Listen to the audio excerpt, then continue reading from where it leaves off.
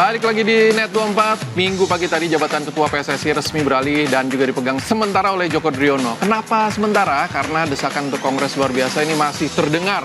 Alasannya banyak, Ketua baru Joko Driono dianggap sebagai rezim lama PSSI, sementara organisasi ini butuh reformasi.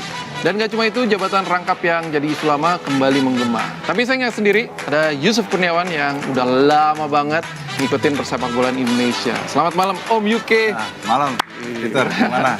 Nah, ini kan kalau melihat keputusan Edi Rahmayadi tadi pagi mundur dari jabatan Ketua PSSI. Satu kata, ini reformasi sepak bola Indonesia. Ini darurat sepak bola sih. Oh kebalik, ini jadi darurat sepak bola Indonesia. Ya kita sangat terkejut ya memang tadi pagi sebetulnya di luar dari skenario. Biasanya kalau ketua umum mau mundur itu sudah ramai itu. Kan belakangan kita tahunya kan justru dia nggak mau mundur kan. Tiba-tiba pagi-pagi dia mengumumkan itu, tentu ini agak surprise. Cuma surprise-nya ini seperti tertutupnya dengan situasi yang sedang kelam saat ini, skandal match fixing yang sudah begitu banyak, istilahnya pengurusnya Edi Rahmayadi ini yang disorot dan ditangkap. Jadi isi mundurnya itu udah lagi nggak terlalu heboh lah ya.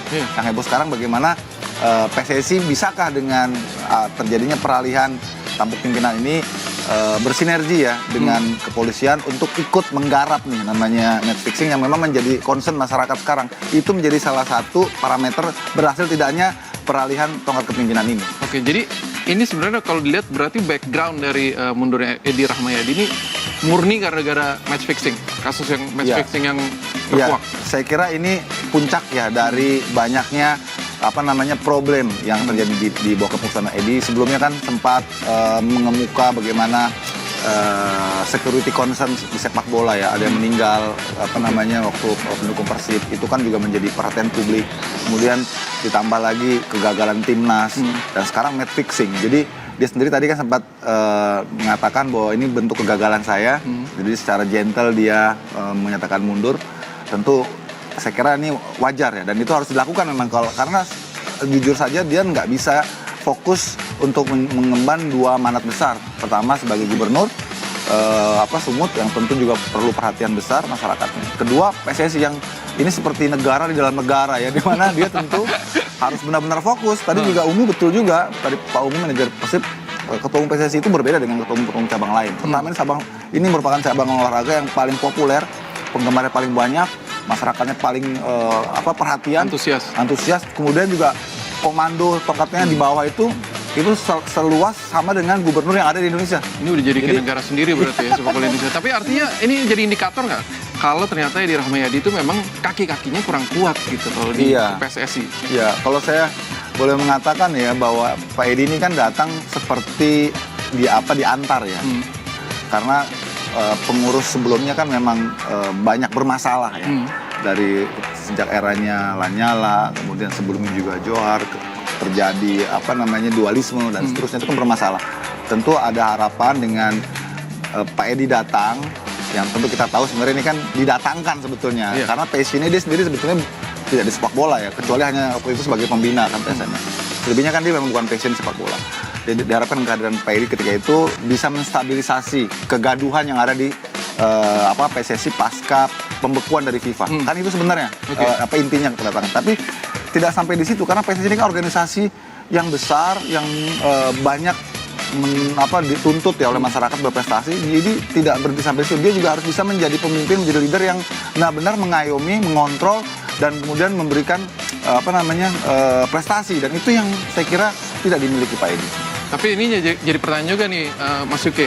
Jadi kalau misalnya kemarin kasus pengaturan skor nggak muncul, itu Edi Rahmayadi tetap sampai akhir jabatan nggak? Saya kira iya sih. Bisa jadi ya? Saya kira ini yang salah satu yang dia nggak bisa lagi berkelit ya. Karena ini jelas-jelas dia akan merasa dihianati. Maka ketika pas penyerahan petaka itu kan dikatakan jangan hianati keputusannya. Itu artinya apa tuh? Sebenarnya dia istilahnya merasa dihianati oleh exco-nya yang notabene itu orang kepercayaannya dia kan. Itu yang dia sepertinya nggak bisa memaafkan situasi itu, dan dia menyalahkan dirinya karena dia nggak bisa mengontrol. Karena ini kan eksekutif semua yang artinya kejahatan ini terjadi di ranah eksekutif, di mana dia juga eksekutif gitu loh. Oke. Nah, kita move on nih. Edi Rahmayadi kan kemarin juga sempat disorot rangkap jabatan. Sekarang PLT-nya langsung Joko Driono yang juga disebut-sebut kan rangkap jabatan. Nah, ini Sebenarnya gimana rangkap jabatan sebagai ketua PSSI? Iya, mungkin di sini yang disorot adalah karena dia punya sebagai shareholder dari Persija kan ya. Itu yang mungkin sekarang publik sedang pertanyakan independensinya, konflik interestnya. Karena sebagai komite eksekutif seyogianya sepatutnya dia tidak memegang klub atau tidak menjadi pemegang saham di klub ya. Tapi faktanya kan seperti ini. Itu yang saya kira juga harusnya ini benar-benar menjadi perhatian ya buat Pak Joko agar dia bisa memilih ya. Sehingga tidak ada lagi kesan di publik bahwa dia membela salah satu tim yang dimana dia ada di situ. Itu kan yang terus sekarang diramaikan di warganet ya. Tapi ada aturannya? Iya, memang di FIFA sendiri nggak ada aturan rangkap jabatan. Karena FIFA juga exco-nya itu adalah ketua-ketua konfederasi di semua federasi di 5 benua. Jadi cuma ini kalau megang klub itu kan persoalan etika ya, kepatutan yang saya kira ini juga harus dipikirkan juga oleh Pak Joko. Independensi berarti. Iya. Oke, tapi kalau ngelihat Joko Driono, ini kan sebenarnya CV-nya panjang di betul. sepak bola gitu. Nah, tapi ini maksudnya tetap walaupun dia ada isu rangkap jabatan, tapi menggantikan Edi Rahmayadi ini kompeten atau kalau dibilang kompeten karena Pak Joko ini punya CV yang tadi dikatakan oleh Peter bukan saja panjang tapi memang qualified ya. Dia pernah menjadi manajer klub dari level yang terendah, kemudian menjadi CEO PT Liga Indonesia ketika itu, pernah juga menjadi sekjen caretaker saat Indonesia sepak bola Indonesia gaduh sebelum disanksi FIFA, dan sekarang dia masuk sebagai eksekutif kan, sebagai wakil ketua umum yang kemudian dipercaya menjadi ketua umum sementara. Kompeten saya kira. Cuman masalahnya kan tuntutan masyarakat itu sejauh apa dia bisa berdiri tegak dan sejauh apa kepemimpinan dia ini bisa paling tidak yang sekarang sedang diharapkan masyarakat ikut membantu ataupun juga bersinergi dengan kepolisian yang sedang gencar. Soalnya kan Peter, persoalannya kan sepak bola kita ini kan sekarang dalam kepercayaan yang rendah ya, atau titik nadir ya. Iya, kepercayaan yang publik yang sangat rendah. Karena itu tadi kasus demi kasus ya, mulai dari kerusuhan, kemudian sampai memakan korban, sepak bolanya rusuh, sampai match fixing. Itu kan persoalan yang lama sekali seperti tidak tersentuh ya. Dan sekarang tiba-tiba polisi masuk, kaget semua. Dan itu yang saya kira ini momentum. Maka tadi sempat juga dalam narasi sebelum kita masuk, Pak Joko ataupun juga PSSI yang di Kongres ini membentuk tim ad hoc integritas ya. Tim ad hoc integritas. Ini yang dari hasil Kongres Bali ya. Betul. Ini penting sekaligus menjawab keraguan publik. Kok PSSI sepertinya dalam situasi match fixing ini defense ya. Tidak semasif, tidak segencar polisi yang notabene sebenarnya berada di luar dari organisasi sendiri. Nah, sekarang dijawab di sini. Tinggal sekarang kita tunggu aja nih apa yang akan dilakukan oleh tim ad hoc ini untuk menyikapi gemuruh yang terjadi saat ini di sepak bola Indonesia. Ya, tapi kalau lihat tim ad hoc ini kan ada di dalam PSSI. Ini juga mungkin jadi pertanyaan juga untuk warga atau masyarakat gitu. Apakah ini bisa bekerja dengan kredibel gitu? Ya, betul. Iya, ini juga menjadi pertanyaan ya bagi saya ya. Apakah tim ini dibentuk benar-benar memang untuk bersinergi dengan kepolisian, artinya mereka harus melepaskan baju mereka sebagai bagian dari organnya PSSI. Itu pertama. Kedua, apakah malah menjadi tameng bagi para pelaku yang terindikasi terlibat dalam match fixing. Ini juga nanti publik yang akan menilai. Apakah ini cuma sekedar papan nama saja, tidak ada actionnya, pasti akan segera dikejar sama publik. Seperti juga Satgas Mafia Bola kan, begitu terbentuk, publik langsung kejar. Kejarannya 7 hari 7 malam itu ya. Cepat-cepat nunggu gitu. Dan mereka buktikan, kerja cepat, kerja konkret, dan hasilnya ada. Itu yang saya kira juga hal yang sama dituntut oleh masyarakat dengan adanya tim ad hoc ini. Oke, kalau melihat, kalau kita lihat CV Joko Driono itu untuk di dunia sepak bola, untuk melihat, mungkin bikin kurikulum timnas segala macam, oke. Tapi kalau untuk komitmen memberantas mafia bola, saya percaya pasti dia nggak bisa sendirian. Dia harus didukung oleh semua stakeholder, terutama exco yang ada di sekelilingnya. Exco ini kan jumlahnya ada 15. Yang satu mundur, yang satu sudah tersangka. Kan? Berarti sisa tinggal 13. Satu lagi mundur Pak Edi, sisa 12 ya. Mungkin nanti ada lagi yang berikutnya yang sedang dikejar juga sama Satgas, kita nggak tahu. ini juga bisa istilahnya menurunkan kredibilitas dari Exco itu. Ketika kredibilitas itu turun, tuntutan publik untuk KLB itu nggak bisa ditahan lagi. Jangan sampai PSSI ini merasa bahwa ini organisasi eksklusif yang nggak bisa disentuh oleh masyarakat. Karena bagaimanapun secara de jure memang ini PSSI adalah milik membernya. Tapi secara de facto masyarakat terlibat di sini dalam kegiatan PSSI. Penonton kan dari masyarakat, kemudian pemain juga unsur masyarakat. Semua, jadi PSSI juga nggak boleh seperti hidup di ruang hampa ya. Mereka juga harus aware, mereka melihat ini bagian dari kepemilikan masyarakat dan mereka harus terbuka. Dan itu yang saya kira harus dilakukan oleh PSSI. Jadi reformasi PSSI ini nggak cukup dong, cuman Edi Rahmayadi mundur? Nggak cukup. Yang terpenting itu reformasi dalam pengertian spirit ya. Dengan orang-orang yang lama ini, orang-orang yang banyak diragukan juga. Mereka mampu nggak bersih-bersih sekarang ya. Paling tidak mereka segera bersatu untuk bisa ikut memberantas skandal ini, seperti juga yang dilakukan oleh polisi gitu. Kalau mereka anteng-anteng aja, ini semakin publik semakin nggak percaya gitu. Jadi seolah-olah ini hanya drama aja gitu. Oke, jadi intinya nih, yang ideal untuk memimpin PSSI seperti apa? Kualifikasinya? Ya, kita juga harus lihat ya bahwa yang bisa kontrol sampai bawah. Ya, betul. Harus yang full time ya. Leader yang harus full time, punya passion sepak bola, kemudian juga berintegritas dan dia harus punya keberanian. Karena untuk menghadapi orang-orang lama, yang kita juga harus akui ini orang lama ini semua nggak bersih-bersih amat, bahkan juga sebagian sudah terbukti memang kotor gitu. Ini harus butuh power yang kuat ya, dan harus didukung pemerintah. Jadi harus ada sinergi antara leader dari PSSI ini dengan pemerintah, itu nggak bisa nggak. Karena kalau dia hanya sendirian saja, saya kira dia akan dimakan dengan yang lain. Nah, ini kira-kira KLB? Iya. Belum ada tanda-tanda, tapi pasti kalau dilihat di PSSI sendiri, pasti ada dua kubu yang pengen KLB. Yang pro ada yang kontra ya. Betul. Kondisi gimana sekarang? Iya. KLB ini kan kalau merujuk pada statuta itu bisa dilakukan jika diperlukan. Artinya pergantian ini tidak serta-merta berujung pada KLB. Tapi tergantung kebutuhan dari member, lagi-lagi member. 2/3 member itu harus menyepakati harus KLB, baru itu bisa dilakukan. Atau 50% dari Exco meminta KLB, baru itu bisa dilakukan. Dan itu pun juga tidak serta-merta hari ini minta, besok lakukan. Ada juga mekanisme waktu yang harus yang ditunggu gitu. Oke. Nah, kalau misalnya nggak KLB pun berarti Joko Driono akan sampai menyelesaikan masa baktinya sampai 2020. PR yang paling pertama apa berarti? Iya, mengembalikan kepercayaan publik dengan mereka juga harus sejalan ya, bahkan mensupport, membuka diri untuk Satgas seluas-luasnya menyelesaikan persoalan ini sehingga publik kembali pulih. Itu pertama. Kedua, bagaimana liga ini yang menjadi salah satu komoditi bagi PSSI harus diputar dengan fair, dengan tidak lagi tabrak-tabrakan seperti kemarin nama timnas, ada agenda timnas, ada liga jalan. Ini benar-benar yang saya kira dua pekerjaan pokok yang harus difokuskan oleh PSSI saat ini. Jadi intinya ini memulihkan kepercayaan publik. Salah satunya itu tadi pengaturan skor ini harus benar-benar harus ditumpas habis ya. Ditumpas habis dan harus reformasi ini harus berjalan dengan utuh gitu. Betul. Oke, terima kasih Om Yuke. Ya, sama-sama Peter. Bincangannya malam ini seru banget, tapi informasi menarik lainnya dari dunia olahraga masih akan hadir usai jeda. Dan kita lihat dulu nih, ada 3 gol pilihan dari liga-liga top Eropa berikut ini.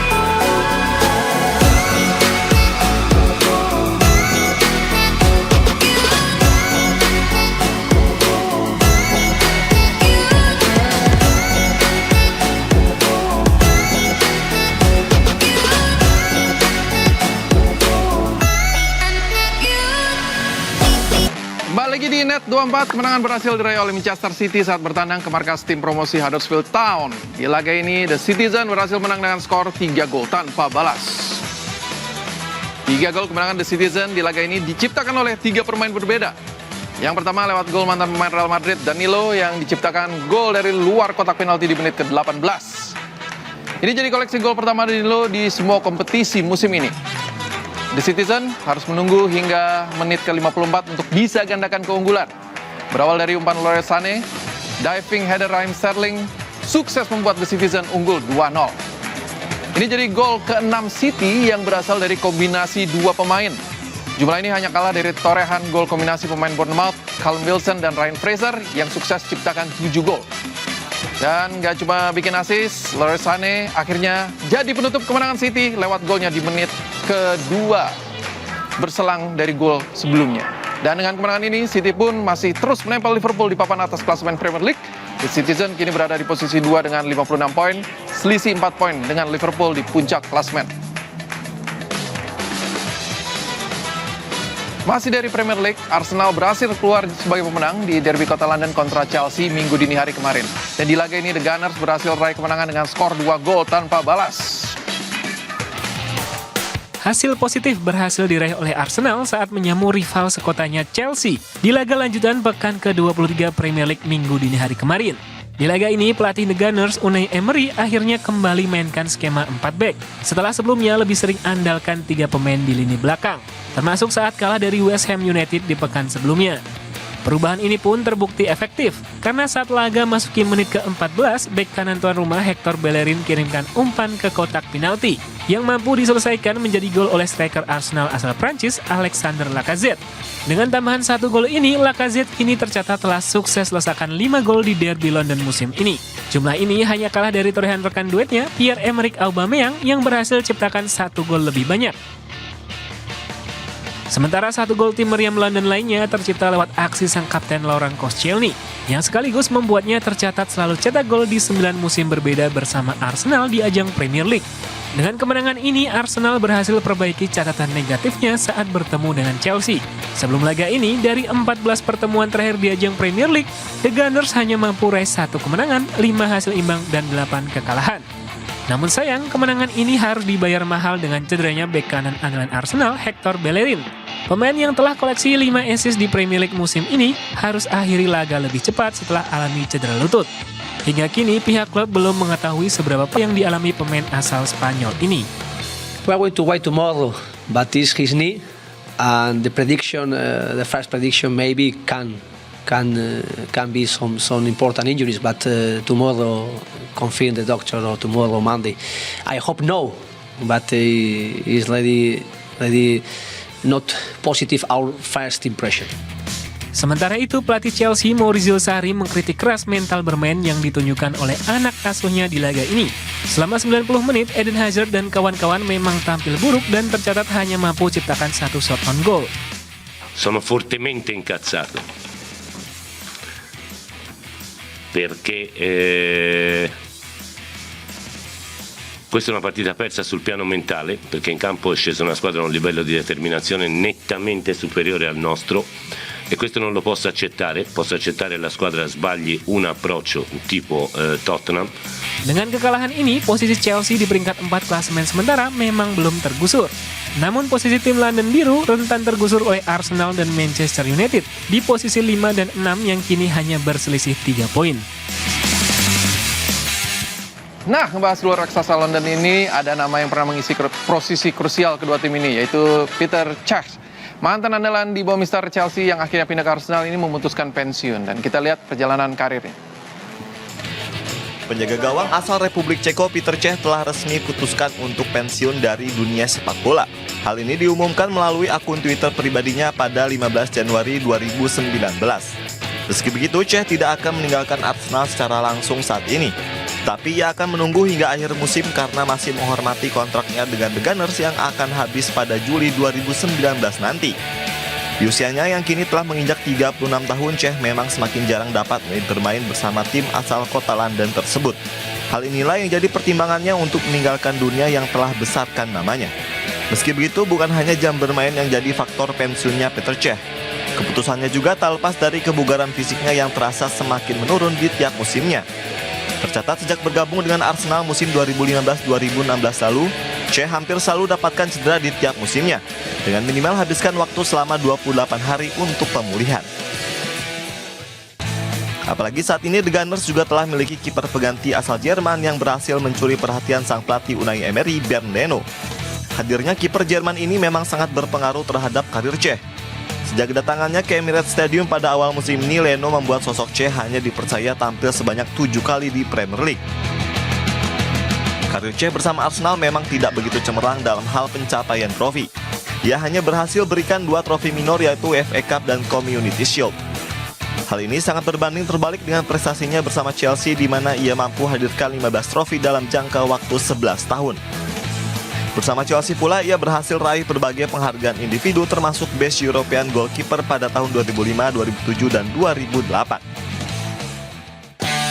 Chelsea memang klub yang membesarkan nama Petr Cech. Bergabung pada tahun 2004, Cech langsung mencuri perhatian publik Inggris dan dunia lewat performa gemilangnya. Tak heran Chelsea pula yang menjadi klub ternama yang pernah dibela kiper jebolan Akademi Victoria Plzen ini sepanjang karir sepak bola profesionalnya. Tak hanya dari segi prestasi, satu hal yang paling diingat dari seorang Petr Cech adalah helm pelindung yang menghiasi kepalanya. Helm ini sejatinya baru mulai digunakan Cech pada Januari tahun 2007. Munculnya helm sebagai identitas Cech bukanlah hal yang disengaja. Hal ini lepas dari insiden benturan serius yang dialaminya dengan pemain Reading Stephen Hunt pada Oktober 2006 silam. Saat itu laga yang baru berjalan sekitar 20 detik, Cech harus terjatuh bahkan hampir saja kehilangan nyawanya karena dampak dari benturan yang membuat tengkorak kepala Cech alami keretakan. Sementara itu, sebelum resmi putuskan pensiun dari dunia sepak bola, pemain kelahiran Plzen ini telah lebih dulu putuskan untuk pensiun di level internasional bersama tim nasional Ceko di tahun 2016 silam. Keputusan tersebut diambil Cech usai dirinya gagal membawa Ceko bersinar di Euro 2016, di mana langkah Ceko harus terhenti di fase grup sebagai juru kunci. Telah gagal raih satupun kemenangan dari 3 laga dengan rincian 2 kali kalah dan 1 kali imbang. Saat itu pula Cech harus rela gawangnya kemasukan total 5 gol.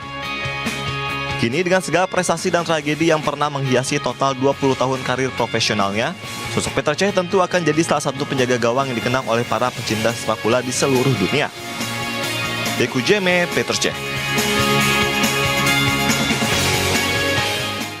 Dan informasi soal olahraga lainnya akan hadir saat lagi, tetap di Net 24.